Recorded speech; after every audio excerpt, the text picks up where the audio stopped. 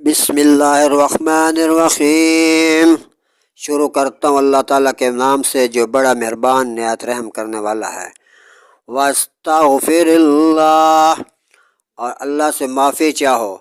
ان اللہ کان غفورا رحیما، بے شک اللہ بخشنے والا بہت مہربان ہے۔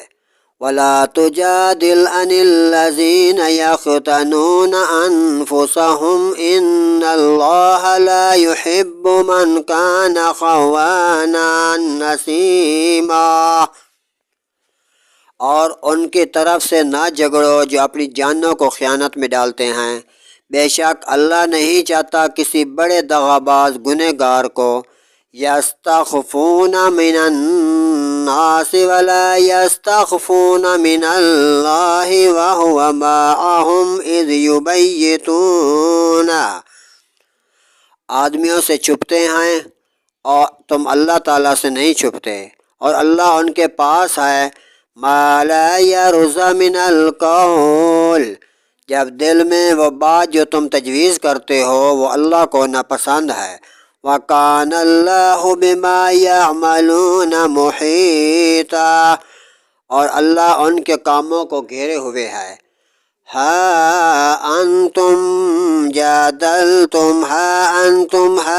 هَؤُلَاءِ جَادَلْتُمْ عَنْهُمْ فِي الْحَيَاةِ الدُّنْيَا، سنتے ہو جو تم ہو دنیا کی زندگی میں تو ان کی طرف سے ہے۔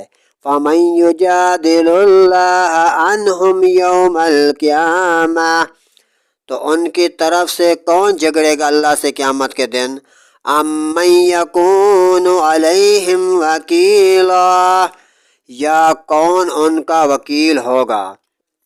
وَمَن يَعْمَلْ سُوءًا أَوْ يَظْلِمْ نَفْسَهُ ثُمَّ يَسْتَغْفِرِ اللَّهَ يَجِدِ اللَّهَ غَفُورًا رَحِيمًا، اور جو کوئی برائی یا اپنی جان پر ظلم کرے اور پھر اللہ سے بخشش چاہے تو اللہ اس کو بخشنے والا خوب مہربان پائے گا۔